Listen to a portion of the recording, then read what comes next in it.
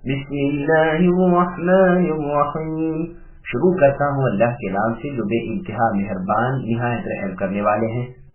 والسماء ذات البروج واليوم الموعود وشاهد ومشهود قتل أصحاب الأخدود النار ذات الوقود إذ هم عليها قعود وهم على ما يفعلون بالمؤمنين شهود وما نقموا منهم إلا أن يؤمنوا بالله العزيز الحميد الذي له ملك السماوات والأرض والله على كل شيء شهيد إن الذين فتنوا المؤمنين والمؤمنات ثم لم يتوبوا فلهم عذاب جهنم ولهم عذاب الحريق.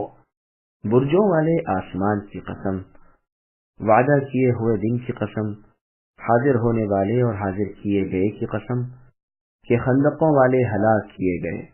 وہ ایک آگ تھی ایندھن والی، یہ لوگ اس کے آس پاس بیٹھے مسلمانوں کے ساتھ جو کر رہے تھے اپنے سامنے دیکھ رہے تھے. یہ لوگ ان مسلمانوں کے کسی اور گناہ کا بدلہ نہیں لے رہے تھے سوائے اس کے کہ وہ اللہ تعالی غالب لائق حمد کی ذات پر ایمان لائے تھے.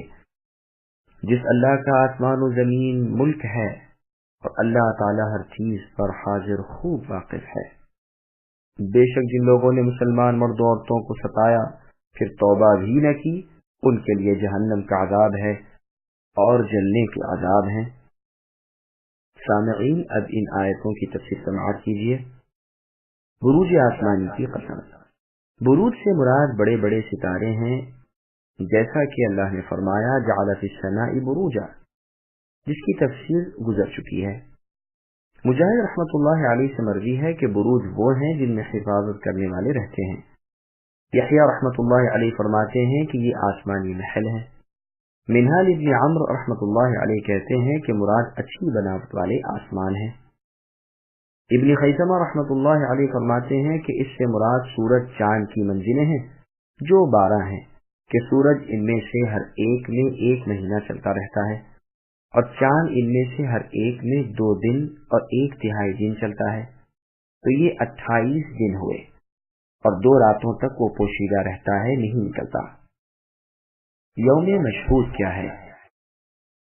ابن جریر رحمۃ اللہ علیہ نے ایک حدیث ذکر کی کہ تمام دنوں کا سردار جمعے کا دن ہے.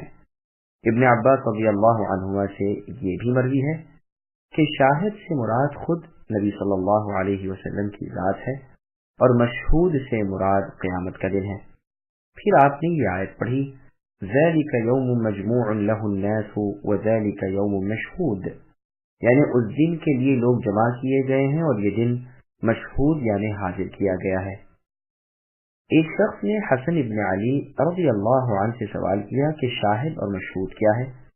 آپ نے فرمایا تم نے کسی اور سے پوچھا؟ اس نے کہا ابن عمر اور ابن زبیر رضی اللہ عنہما سے. فرمایا انہوں نے کیا جواب دیا؟ کہا قربانی کا دن اور جمعے کا دن. فرمایا نہیں، بلکہ مراد شاہد سے محمد صلی اللہ علیہ وسلم ہے، جیسے قرآن میں اور جگہ ہے فَكَيْفَ إِذَا جِئْنَا مِنْ كُلِّ أُمَّةٍ بِشَهِيدٍ وَجِئْنَا بِكَ عَلَى هَؤُلَاءِ شَهِيدًا، یعنی آپ کا اس وقت نبی کیا حال ہوگا جب ہم ہر امت میں سے گواہ لائیں گے اور آپ کو ان پر گواہ بنائیں گے. اور مشہود سے مراد قیامت کا دن ہے. قرآن میں اللہ فرماتے ہیں وَذَلِكَ يَوْمٌ مَشْهُودٌ. یہ بھی مروی ہے کہ شاہد سے مراد ابن آدم اور مشہود سے مراد قیامت کا دن، اور مشہود سے مراد جمعہ کا بھی مروی ہے، اور شاہد سے مراد خود اللہ بھی ہے اور عرفے کا دن بھی ہے. امام ابن جریر طبری نے ایک حدیث نبی صلی اللہ علیہ وسلم کی ذکر کی. آپ نے فرمایا جمعے کے دن مجھ پر بکثرت درود پڑھا کرو، وہ مشہود دن ہے جس پر فرشتے حاضر ہوتے ہیں.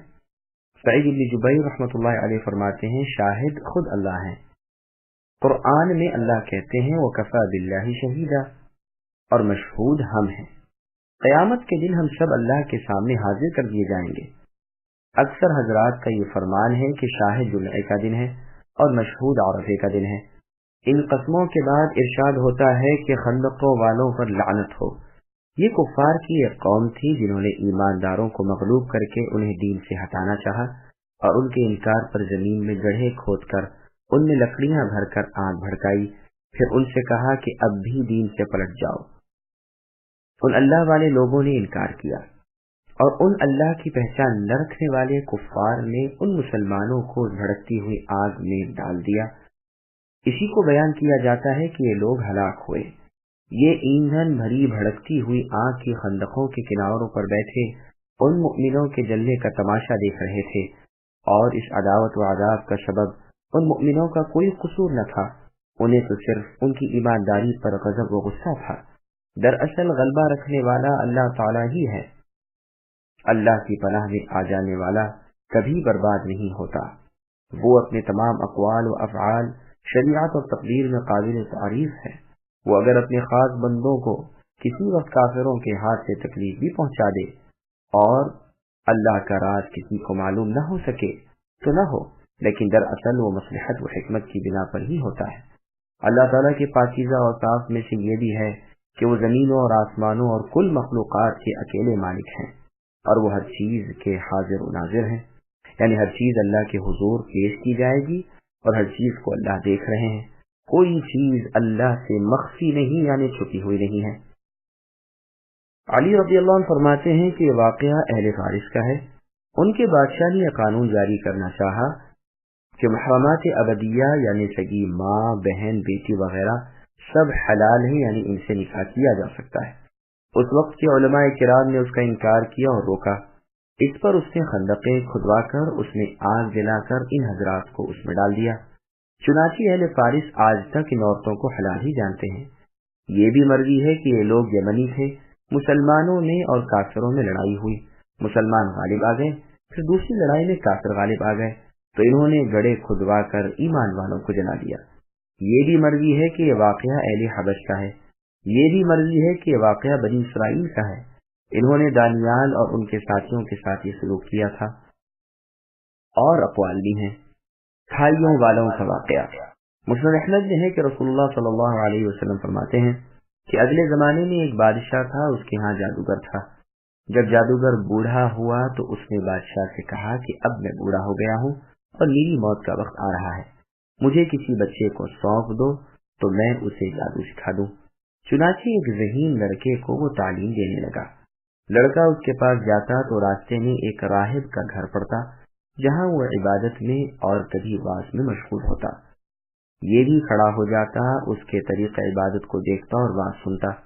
آتے جاتے یہاں رک جایا کرتا تھا۔ جادوگر بھی مارتا اور ماں باپ بھی، کیونکہ وہاں بھی دیر میں پہنچتا اور یہاں بھی دیر میں آتا۔ ایک دن اس بچے نے راہب کے سامنے اپنی یہ شکایت بیان کی۔ راہب نے کہا کہ جب جادوگر تجھ سے پوچھے کہ کیوں دیر لگ گئی تو کہہ دینا کہ گھر والوں نے روک لیا تھا، اور گھر والے بگڑے تو کہہ دینا کہ آج جادوگر نے روک لیا تھا۔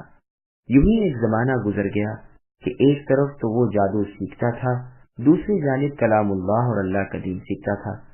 ایک دن یہ دیکھتا ہے کہ راستے میں ایک زبردست ہیبت ناک جانور پڑا ہوا ہے، لوگوں کی آمد و رفت بند کر رکھی ہے، ادھر والے ادھر اور ادھر والے ادھر نہیں آ سکتے، اور سب لوگ ادھر ادھر حیران و پریشان کھڑے ہیں۔ اس نے اپنے دل میں سوچا کہ آج موقع ہے کہ میں امتحان کر لوں کہ راہب کا دین اللہ کو پسند ہے یا جادوگر کا۔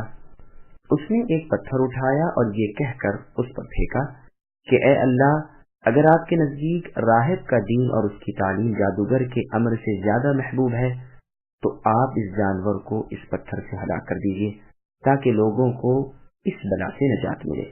پتھر کے لگتے ہی وہ جانور مر گیا اور لوگوں کا آنا جانا شروع ہو گیا۔ پھر جا کر راہب کو خبر دی۔ اس نے کہا، پیارے بچے، تو مجھ سے افضل ہے، اب اللہ کی طرف سے تیری آزمائش ہوگی، اگر ایسا ہو تو کسی کو میری خبر نہ کرنا۔ اب اس بچے کے پاس حاجت مند لوگوں کا تانتا لگ گیا، یعنی لوگ کثرت سے آنے جانے لگے، اور اس کی دعا سے مادر زاد، اندھے، کوڑھی، جذامی اور ہر قسم کے بیمار اچھے ہونے لگے۔ بادشاہ کے ایک نابینا وزیر کے کان میں بھی آواز پڑی۔ وہ بڑے تحفے تحائف لے کر حاضر ہوا اور کہنے لگا کہ اگر تو مجھے شفا دے دے तो ये सब मैं तुझे दे दूंगा। उसने कहा कि शिफा मेरे हाथ नहीं, मैं किसी को शिफा नहीं दे सकता, शिफा देने वाले तो अल्लाह वहदहू ला शरीक लहू हैं। अगर तू अल्लाह पर ईमान लाने का वादा करे तो मैं अल्लाह से दुआ करूं। उसने इकरार किया। बच्चे ने उसके लिए दुआ की, अल्लाह ताला ने उसे शिफा दे दी। वो बादशाह के दरबार में आया और जिस तरह अंधा होने से पहले काम करता था करने लगा और आंखें बिल्कुल रोशन थीं। बादशाह ने मुतअज्जिब होकर पूछा कि तुझे आंखें किसने दी? उसने कहा मेरे रब ने। बादशाह ने कहा हाँ, यानी मैंने। वजीर ने कहा नहीं नहीं, मेरा और तुम्हारा रब अल्लाह है। बादशाह ने कहा अच्छा, तो क्या मेरे सिवा तेरा कोई और रब भी है? वजीर ने कहा हाँ, मेरा और तुम्हारा रब अल्लाह अज़्ज़ व जल है। अब उसने उसे मार पीट शुरू कर दी और तरह तरह की तकलीफें और ईज़ाएं पहुंचाने लगा और पूछने लगा तुझे ये तालीम किसने दी? आखिर उसने बता दिया कि उस बच्चे के हाथ पर मैंने इस्लाम कबूल किया।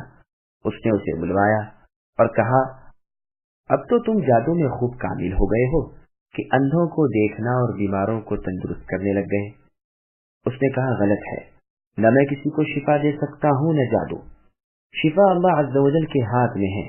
कहने लगा हाँ, यानी मेरे हाथ में है, क्योंकि अल्लाह तो मैं ही हूँ। उसने कहा हरगिज़ नहीं। कहा फिर क्या तू मेरे सिवा किसी और को रब मानता है? तो वो कहने लगा हाँ, मेरे और तुम्हारे रब अल्लाह हैं। उसने अब उसे भी तरह तरह की सजाएं देनी शुरू की, यहाँ तक कि राहिब का पता लगा लिया।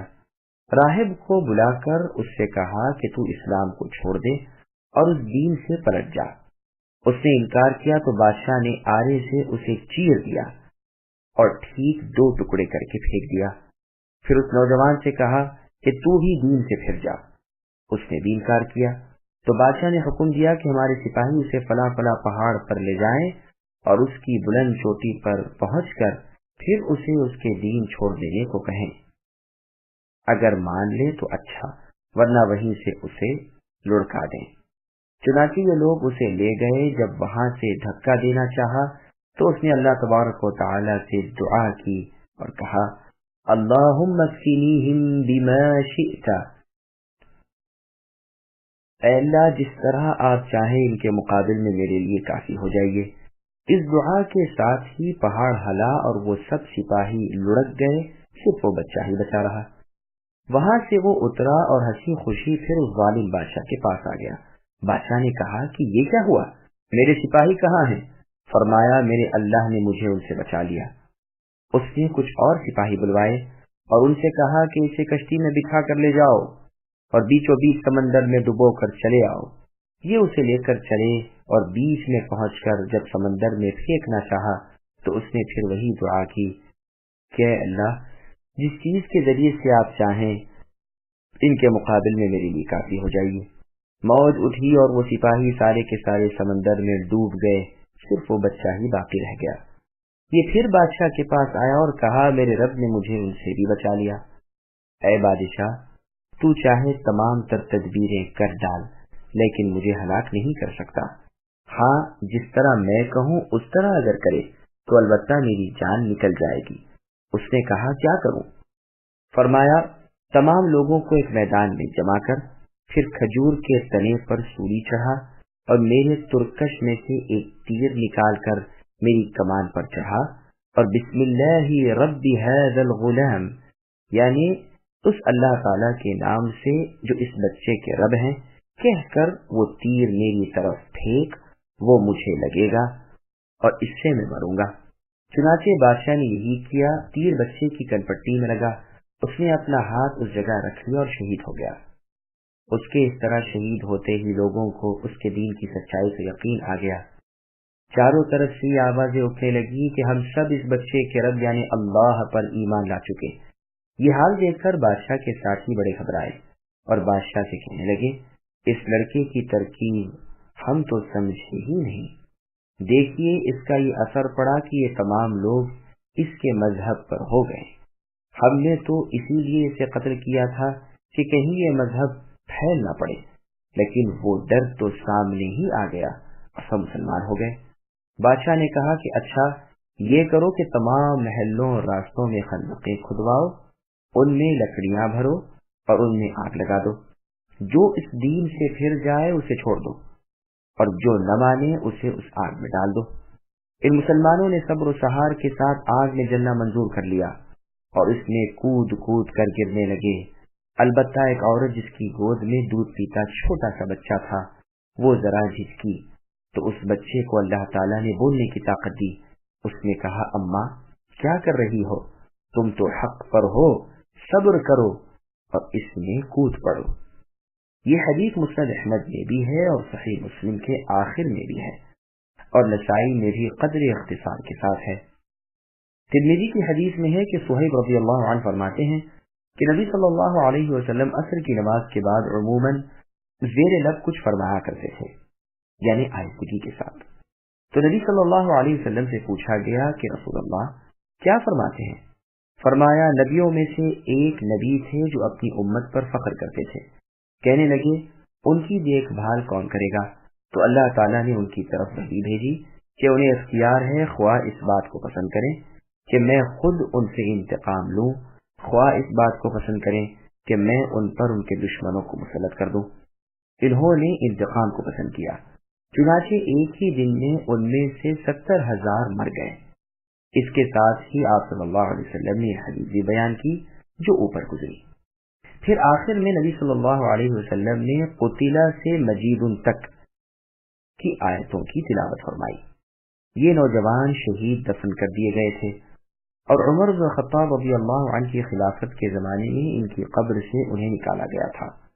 ان کی انگلی اسی طرح ان کی کن پٹی پر رکھی ہوئی تھی جس طرح بوقت شہادت تھی۔ امام ترمذی رحمۃ اللہ علیہ اسے حسن غریب بتلاتے ہیں، لیکن اس روایت میں صراحت نہیں کہ یہ واقعہ نبی صلی اللہ علیہ وسلم نے بیان فرمایا، تو ممکن ہے کہ صہیب رضی اللہ عنہ نے ہی اس واقعے کو بیان فرمایا ہو۔ ان کے پاس نصرانیوں کی ایسی حکایتیں بہت ساری تھیں، واللہ اعلم۔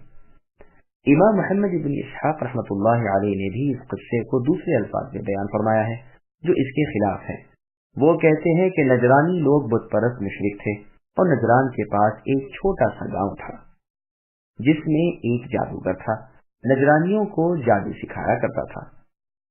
فیمون نامی ایک بزرگ عالم یہاں آئے اور نجران اور اس گاؤں کے درمیان انہوں نے اپنا پڑاؤ ڈالا۔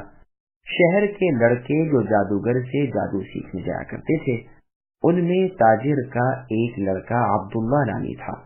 اسے آتے جاتے راہب کی عبادت اور اس کی نماز وغیرہ کے دیکھنے کا موقع ملتا، اس پر غور و خوض کرتا اور دل میں اس کے مذہب کی سچائی جگا کرتی جاتی۔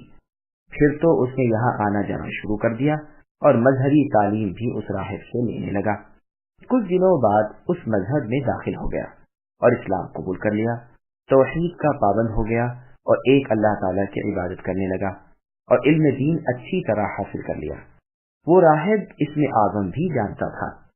اس نے ہر چند خواہش کی کہ اسے بتا دے، لیکن اس نے نہ بتایا اور کہہ دیا کہ ابھی تم میں اس کی صلاحیت نہیں آئی، تم ابھی کمزور دل والے ہو، اس کی طاقت میں تم میں نہیں پاتا۔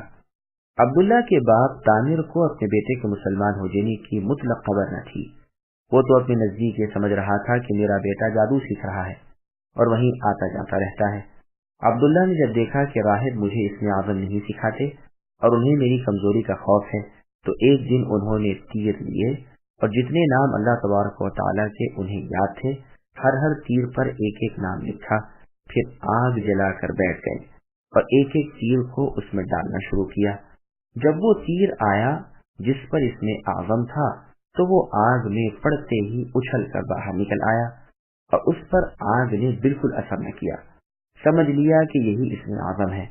اپنے استاد کے پاس آئے اور کہا، اس میں اعظم کا علم تو مجھے ہو گیا۔ استاد نے پوچھا، بتاؤ کیا ہے؟ اس نے بتایا۔ راہب نے پوچھا، کیسے معلوم ہوا؟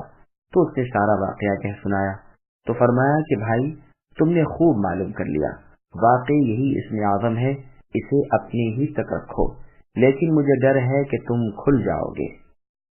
ان کی یہ حالت ہوئی کہ نجران میں آئے، یہاں جس بیمار پر، جس دکھی پر، جس ستم رسیدہ پر نظر پڑی، اس سے کہا کہ اگر تم موحد بن جاؤ اور دین اسلام قبول کر لو تو میں اپنے رب سے دعا کرتا ہوں، وہ تمہیں شفا اور نجات دے دیں گے اور صحت مند کر دیں گے۔ وہ اسے قبول کر لیتا، یہ اس میں اعظم کے ساتھ دعا کرتے، اللہ تعالیٰ اسے صحت یاب کر دیتے۔ اب نجرانیوں کے ٹھٹ لگنے لگے اور جماعت کی جماعت روزانہ مشرف باسلام اور فائز المرام ہونے لگی۔ آخر بادشاہ کو اس کا علم ہوا، اس نے اسے بلا کر دھمکایا کہ تو نے میری رعیت کو بگاڑ دیا اور میرے باپ دادوں کے مذہب پر حملہ کیا، میں اس کی سزا میں تیرے ہاتھ پاؤں کاٹ کر تجھے چورنگ کرا دوں گا، یعنی سولی دے دوں گا۔ عبداللہ بن تامر نے جواب دیا کہ تو ایسا نہیں کر سکتا۔ اب بادشاہ نے اسے پہاڑ پر سے گرا دیا، لیکن وہ نیچے آ کر صحیح سلامت رہا، سارے جسم پر کہیں چوٹ بھی نہ آئی۔ نجران کے ان طوفان خیر دریاؤں نے گرداب کی جگہ انہیں ڈالا جہاں سے کوئی بچ نہیں سکتا، لیکن یہ وہاں سے بھی صحت و سلامتی کے ساتھ واپس آ گئے۔ غرض ہر طرح عاجز آ گیا تو پھر عبداللہ بن تامر نے فرمایا کہ اے بادشاہ سن، تو میرے قتل پر کبھی قادر نہ ہوگا، یہاں تک کہ تو اس دین کو مان لے جسے میں مانتا ہوں اور ایک اللہ کی عبادت کرنے لگے۔ اگر تو یہ کر لے گا تو پھر تو مجھے قتل کر سکتا ہے۔ بادشاہ نے ایسا ہی کیا، اس نے عبداللہ کا بتلایا ہوا کلمہ پڑھا اور مسلمان ہو کر جو لکڑی اس کے ہاتھ میں تھی اس سے عبداللہ کو مارا، جس سے کچھ یوں ہی سے کھریچ آئی اور اسی سے وہ شہید ہو گئے۔ اللہ ان سے خوش ہو اور اپنی خاص رحمتیں انہیں عنایت فرمائے۔ ان کے ساتھ ہی بادشاہ بھی مر گیا۔ اس واقعے نے لوگوں کے دلوں میں یہ بات پیوست کر دی کہ دین ان کا ہی سچا ہے۔ چنانچہ نجران کے تمام لوگ مسلمان ہو گئے اور عیسیٰ علیہ السلام کے سچے دین توحید پر قائم ہو گئے، اور وہی مذہب اس وقت برحق تھا۔ ابھی تک نبی صلی اللہ علیہ وسلم نبی بن کر دنیا میں آئے نہ تھے، لیکن پھر ایک زمانے کے بعد ان میں بدعتیں پیدا ہونے لگیں اور پھیل گئی اور دین حق کا نور چھن گیا۔ غرض نجران میں عیسائیت کے پھیلنے کا اصلی سبب یہ تھا۔ ایک زمانے کے بعد ذونواس یہودی نے اپنے لشکر لے کر ان نصرانیوں پر چڑھائی کی اور غالب آ گیا۔ پھر ان سے کہا یا تو یہودیت قبول کر لو یا موت۔ انہوں نے قتل ہونا منظور کیا۔ اس نے خندقیں کھدوا کر آگ سے پر کر کے ان کو جلا دیا، بعضوں کو قتل بھی کیا، بعضوں کے ہاتھ پاؤں ناک کان کاٹ دیے وغیرہ۔ تقریباً 20,000 مسلمانوں کو اس سرکش نے قتل کیا۔ اسی کا ذکر آیت قتل اصحاب الاخدود میں ہے۔ ذونواس کا نام زرعہ تھا، اس کی بادشاہت کے زمانے میں اسے یوسف کہا جاتا تھا۔ اس کے باپ کا نام بیان اسعد ابی قریب تھا جو تبع ہے، جس نے مدینے میں غزوہ کیا اور کعبے کو پردہ چڑھایا۔ اس کے ساتھ 2 یہودی عالم تھے، یمن والے انہی کے ہاتھ پر یہودی مذہب میں داخل ہوئے۔ ذونواس نے ایک ہی دن میں صرف صبح کے وقت ان کھائیوں میں 20,000 ایمان والوں کو قتل کیا۔ ان میں سے صرف ایک ہی شخص بچ نکلا جس کا نام دوس ذی ثعلبان تھا۔ یہ گھوڑے پر بھاگ کھڑا ہوا، گوشت کے پیچھے بھی گھوڑے سوار دوڑائے گئے، لیکن یہ ہاتھ نہ لگا۔ یہ سیدھا ملک شام روم قیصر کے پاس گیا۔ اس نے حبشہ کے بادشاہ نجاشی کو لکھا۔ چنانچہ دوس وہاں سے حبشہ کے نصرانیوں کا لشکر لے کر یمن آیا۔ اس کے سردار اریاط اور ابرہہ تھے۔ یہودی مغلوب ہوئے، یمن یہودیوں کے ہاتھ سے نکل گیا۔ ذونواس بھاگ نکلا لیکن وہ پانی میں غرق ہو گیا۔ پھر 70 سال تک یہاں حبشہ کے نصرانیوں کا قبضہ رہا۔ بالآخر سیف ابن ذی یزن حمیری نے فارس کے بادشاہ سے امدادی فوجیں اپنے ساتھ لیں اور 700 قیدی لوگوں سے اس پر چڑھائی کر کے فتح حاصل کی اور پھر سلطنت حمیری قائم کی۔ اس کا کچھ بیان سورہ فیل میں بھی آئے گا انشاءاللہ تعالی۔ سیرت ابن اسحاق میں ہے کہ ایک نجرانی نے عمر فاروق رضی اللہ عنہ کے زمانے میں نجران کی ایک بنجر غیر آباد زمین اپنے کسی کام کے لیے کھودی تو دیکھا کہ عبداللہ ابن تامر رحمۃ اللہ علیہ کا جسم اس میں ہے۔ آپ بیٹھے ہوئے ہیں، سر پر جس جگہ چوٹ آئی تھی وہیں ہاتھ ہے۔ ہاتھ اگر ہٹاتے ہیں تو خون بہنے لگتا ہے، پھر ہاتھ کو چھوڑ دیتے ہیں تو ہاتھ اپنی جگہ چلا جاتا ہے اور خون تھم جاتا ہے۔ ہاتھ کی ایک انگلی میں انگوٹھی ہے جس پر ربی اللہ لکھا ہوا ہے، یعنی اللہ میرے رب ہیں۔ چنانچہ اس واقعے کی اطلاع قصر خلافت میں دی گئی۔ یہاں سے فاروق اعظم رضی اللہ عنہ کا فرمان گیا کہ انہیں یوں ہی رہنے دو اور اوپر سے مٹی وغیرہ جو ہٹائی ہے وہ ڈال کر جس طرح تھے اسی طرح بے نشان کر دو۔ چنانچہ یہی کیا گیا۔ ابن ابی دنیا رحمۃ اللہ علیہ نے لکھا ہے کہ جب ابو موسیٰ الاشعری رضی اللہ عنہ نے اصبہان فتح کیا تو ایک دیوار دیکھی کہ وہ گر پڑی ہے۔ حکم پر بنا دی گئی لیکن پھر گر پڑی، پھر بنوائی، پھر گر پڑی۔ آخر معلوم ہوا کہ اس کے نیچے کوئی نیک بخت شخص مدفون ہے۔ جب زمین کھودی گئی تو دیکھا کہ ایک شخص کا جسم کھڑا ہوا ہے، ساتھ ہی ایک تلوار ہے جس پر لکھا ہے میں حارث ابن مضاد ہوں جس نے کھائیوں والوں سے انتقام لیا۔ ابو موسیٰ الاشعری رضی اللہ عنہ نے اس لاش کو نکال لیا اور وہاں دیوار کھڑی کرا دی جو برابر رہی۔ میں کہتا ہوں یہ حارث ابن مضاد ابن عمرو جرہمی ہے جو کعبۃ اللہ کے متولی ہوئے تھے۔ ثابت ابن اسماعیل ابن ابراہیم کی اولاد کے بعد اس کا لڑکا عمرو ابن حارث ابن مضاد تھا جو مکے میں جرہم خاندان کا آخری بادشاہ تھا۔ جس وقت کے خزاعہ قبیلے نے انہیں یہاں سے نکالا اور یمن کی طرف جلا وطن کیا، یہی وہ شخص ہے جس نے پہلے عرب میں شعر کہا، جس شعر میں بے آباد مکہ کو اپنا آباد کرنا اور زمانے کے ہیر پھیر سے پھر وہاں سے نکالا جانا اس نے بیان کیا ہے۔ اس واقعے سے تو معلوم ہوتا ہے کہ یہ قصہ اسماعیل علیہ السلام کے کچھ زمانہ بعد کا اور بہت پرانا ہے، جو کہ اسماعیل علیہ السلام کے تقریباً 500 سال کے بعد کا معلوم ہوتا ہے۔ لیکن ابن اسحاق کی اس مطول روایت سے جو پہلے گزری یہ ثابت ہو رہا ہے کہ یہ قصہ عیسیٰ علیہ السلام کے بعد کا اور محمد صلی اللہ علیہ وسلم سے پہلے کا ہے۔ زیادہ ٹھیک بھی یہی معلوم ہوتا ہے، واللہ اعلم۔ اور یہ بھی ہو سکتا ہے کہ یہ واقعہ دنیا میں کئی بار ہوا ہو، جیسے ابن ابی حاتم کی روایت سے معلوم ہوتا ہے کہ عبد الرحمن ابن جبیر رحمۃ اللہ علیہ فرماتے ہیں کہ تبع کے زمانے میں یمن میں خندقیں کھدوائی گئی تھیں اور قسطنطین کے زمانے میں قسطنطینیہ میں بھی مسلمانوں کو یہی عادات کیا گیا تھا۔ جبکہ نصرانیوں نے اپنا قبلہ بدل لیا، دین مسیح نے بدعتیں ایجاد کر لیں، توحید کو چھوڑ بیٹھے، تو اس وقت جو سچے دیندار تھے انہوں نے ان کا ساتھ نہ دیا اور اصلی دین پر قائم رہے، تو ان ظالموں نے خندقیں آگ سے پر کرا کر انہیں جلا دیا۔ اور یہی واقعہ بابل کی زمین پر عراق میں بخت نصر کے زمانے میں ہوا، جس نے ایک بت بنا لیا تھا اور لوگوں سے اسے سجدہ کراتا تھا۔ دانیال علیہ السلام اور ان کے دونوں ساتھی عزرا اور میشائیل نے اس سے انکار کیا تو اس نے انہیں اس آگ کی خندق میں ڈال دیا۔ اللہ تعالیٰ نے آگ کو ان پر ٹھنڈا کر دیا، انہیں سلامتی عطا فرمائی، صاف نجات دی اور ان سرکش کافروں کو ان خندقوں میں ڈال دیا۔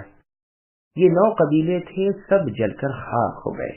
سدی رحمت اللہ علیہ فرماتے ہیں 3 جگہ یہ معاملہ ہوا، عراق میں، شام میں اور یمن میں۔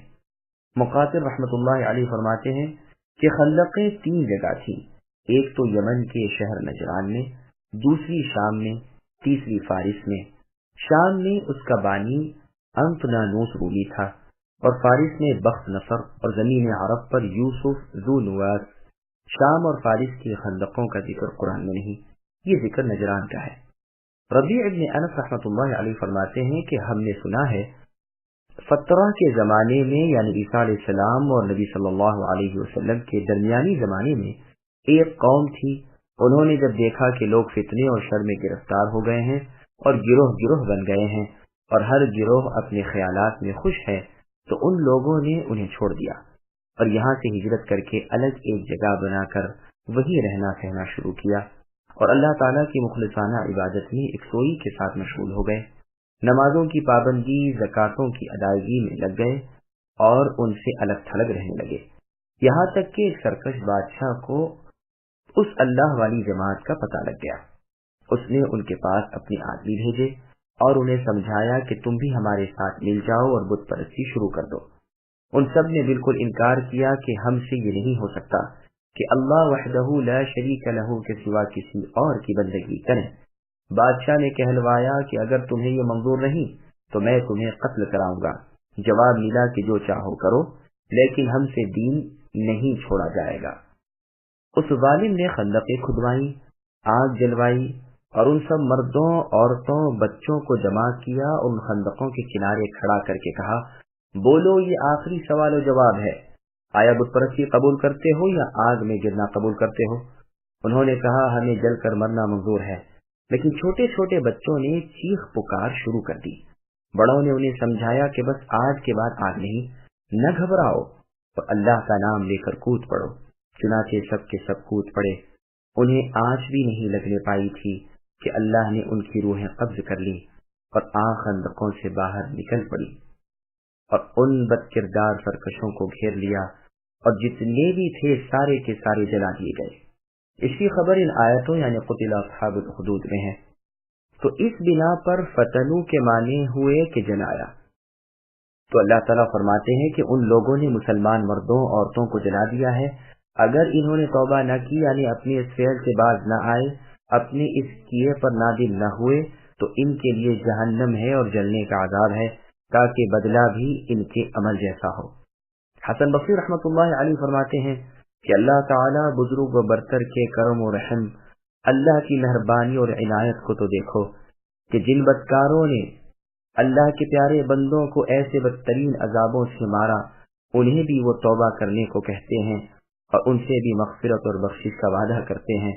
اے اللہ ہمیں بھی اپنی وسیع رحمتوں سے بھرپور حصہ عطا فرمائیے، آمین۔ إن الذين آمنوا وعملوا الصالحات لهم جنات تجري من تحتها الأنهار ذلك الفوز الكبير إن بطش ربك لشديد إنه هو يبدئ ويعيد وهو الغفور الودود ذو العرش المجيد فعال لما يريد هل أتاك حديث الجنود فرعون وثمود بل الذين كفروا في تكذيب والله من ورائهم محيط بل هو قرآن مجيد في لوح محفوظ۔ بے شک ایمان قبول کرنے والوں اور نیک کام کرنے والوں کے لیے وہ باغات ہیں جن کے نیچے نہریں بہ رہی ہیں، یہی بڑی کامیابی ہے۔ یقیناً تمہارے رب کی پکڑ بڑی سخت ہے، وہی پہلی مرتبہ پیدا کرتے ہیں اور وہی دوبارہ پیدا کریں گے، وہ بڑے بخشنے والے اور بہت محبت کرنے والے ہیں۔ عرش کے مالک عظمت والے ہیں، جو چاہے اسے کر گزرنے والے ہیں۔ تمہیں لشکروں کی خبر بھی ملی ہے، یعنی فرعون اور ثمود کی؟ کچھ نہیں بلکہ کافر تو جھٹلانے میں پڑے ہوئے ہیں، اللہ تعالیٰ بھی انہیں ہر طرف سے گھیرے ہوئے ہے، بلکہ یہ قرآن ہے بڑی شان والا، لوح محفوظ میں لکھا ہوا۔ سامعین اب ان آیتوں کی تفسیر سماعت کیجیے۔ جنت کی نہروں کا تذکرہ، اپنے دشمنوں کا انجام بیان کر کے اپنے دوستوں کا نتیجہ بیان فرما رہے ہیں کہ ان کے لیے جنتیں ہیں جن کے نیچے نہریں جاری ہیں، ان جیسی کامیابی اور کسے ملے گی؟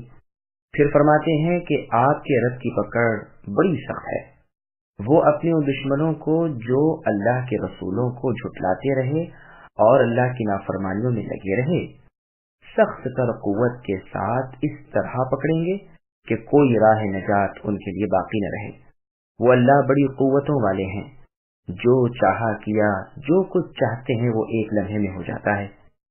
اللہ کی قدرتوں اور طاقتوں کو دیکھو کہ اللہ نے تمہیں پہلے بھی پیدا کیا اور پھر بھی مار ڈالنے کے بعد دوبارہ پیدا کر دیں گے، نہ انہیں کوئی روکے گا، نہ آگے آئے نہ سامنے پڑے۔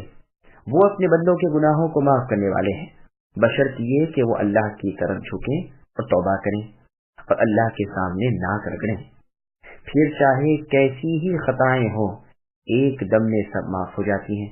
اپنے بندوں سے وہ پیار و محبت رکھتے ہیں۔ وہ عرش والے ہیں، جو عرش تمام مخلوق سے بلند و بالا ہے اور تمام خلائق یعنی مخلوقات کے اوپر ہے۔ مجید کی دو قراتیں ہیں، دال کا پیش بھی اور دال کا زیر بھی۔ پیش کے ساتھ وہ اللہ کی صفت بن جائے گا اور زیر کے ساتھ عرش کی صفت ہے، معنی دونوں کے بالکل صحیح اور درست بیٹھتے ہیں۔ وہ جس کام کا جب ارادہ کر لے، کرنے پر پوری طرح قدرت رکھتے ہیں۔ اللہ کی عظمت، عدالت، حکمت کی بنا پر نہ کوئی اللہ کو روک سکے نہ اللہ سے پوچھ سکے۔ صدیق اکبر رضی اللہ عنہ سے انکی اس بیماری میں جس میں آپ کا انتقال ہوتا ہے لوگ کہتے ہیں کہ کسی طبیب نے بھی آپ کو دیکھا؟ فرمایا ہاں۔ پوچھا پھر کیا جواب دیا؟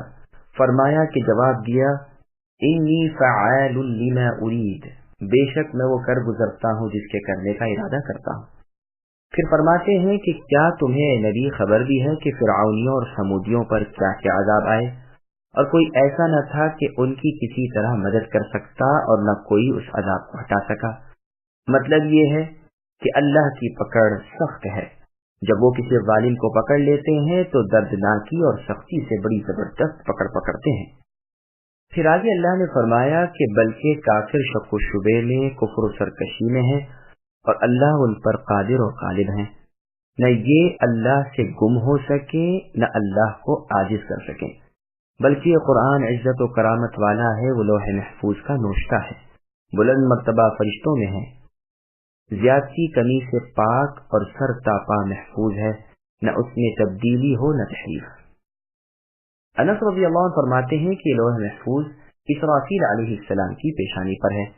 عبد الرحمن بن سلمان رحمۃ اللہ علیہ فرماتے ہیں کہ دنیا میں جو کچھ ہوا، ہو رہا ہے اور ہوگا، وہ سب لوح محفوظ میں موجود ہے، اور لوح محفوظ اسرافیل علیہ السلام کی دونوں آنکھوں کے سامنے ہے، لیکن جب تک انہیں اجازت نہ ملے وہ اسے دیکھ نہیں سکتے۔